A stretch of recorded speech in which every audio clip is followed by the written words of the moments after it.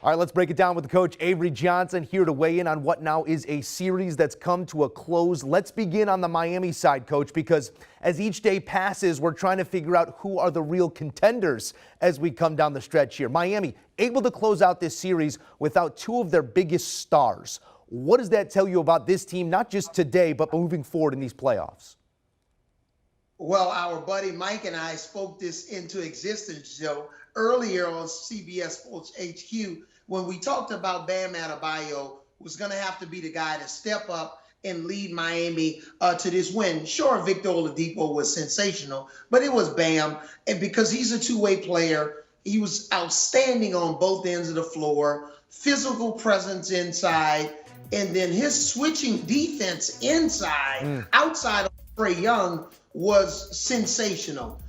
You look at Victor Oladipo, he was, back in the form. Here's a guy that was out for 11 months.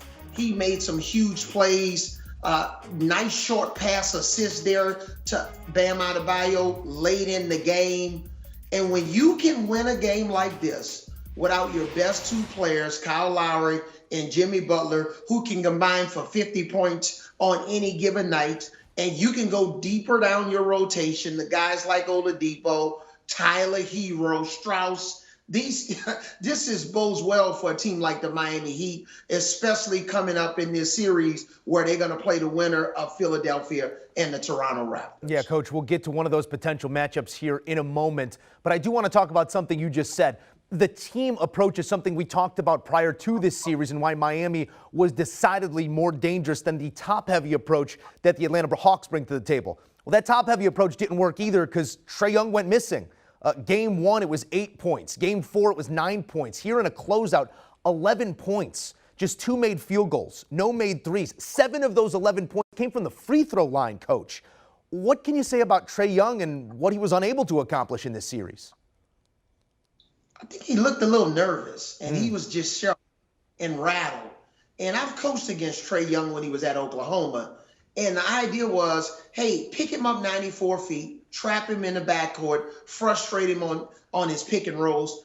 But more than anything, make him play defense when he's on the defensive end of the floor. Force him to switch. Post him up. If his man doesn't shoot the basketball and he's in a rebounding position, attack the offensive glass, even if you commit a loose ball foul every now and then. But that physicality is going to wear him down. Miami must have stolen my playbook because that's exactly what they did. And they wore Trae Young down. He turned the ball over 6 times. And even at the end of the game, you remember when he missed that first free throw when they're down by 4 points? He missed that free throw. He shuffled his shoulders. Even my wife said, Trae Young looks nervous. And man, he just wasn't the same player in this series. He didn't look like a max contract player.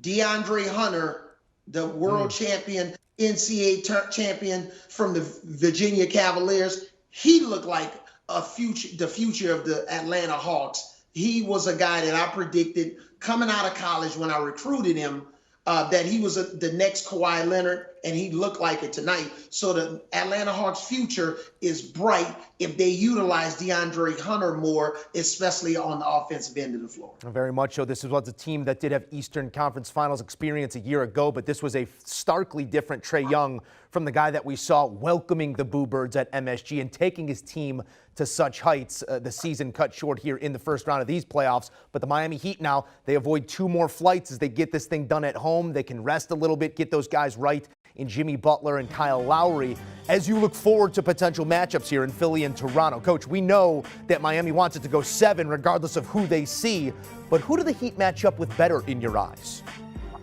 I think they match up better actually with Philadelphia because they're really good at eliminating a player from a series. I've coached against this philosophy before, in the regular season and in the finals. So they'll eliminate James Harden basically from this next series. And if they do, they'll allow Joel Embiid to, score, which he's trying to score with a surgically repaired hand that they're going to have to address after the season.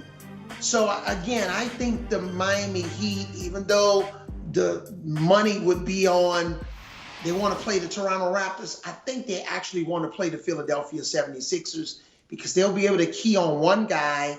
The other star player is playing with an injured hand. And because of that, they'll attack both of those players, specifically James Harden, who's never going to be first team all defense, far from it. So I believe that the Miami Heat would like to play against the Philadelphia 76ers. It's an interesting, and not the Toronto Raptors, who have multiple ball handlers, guys that can all pass, dribble, and shoot, and you don't know exactly where their offense is coming from, so it's hard to key on one guy. Yeah, sort of like looking in a mirror a little bit when you're looking at those two teams, maybe not yet as effective as this Miami Heat team, but plenty of options there in Toronto. We'll see how that series plays out. We'll continue to break it down with the coach, Avery Johnson. Thank you, Coach. Do you want a sports network that delivers everything that matters about the game? The highlights, the picks, the instant analysis, no yelling, no fake debates, no politics. Hit the subscribe button and never miss a moment.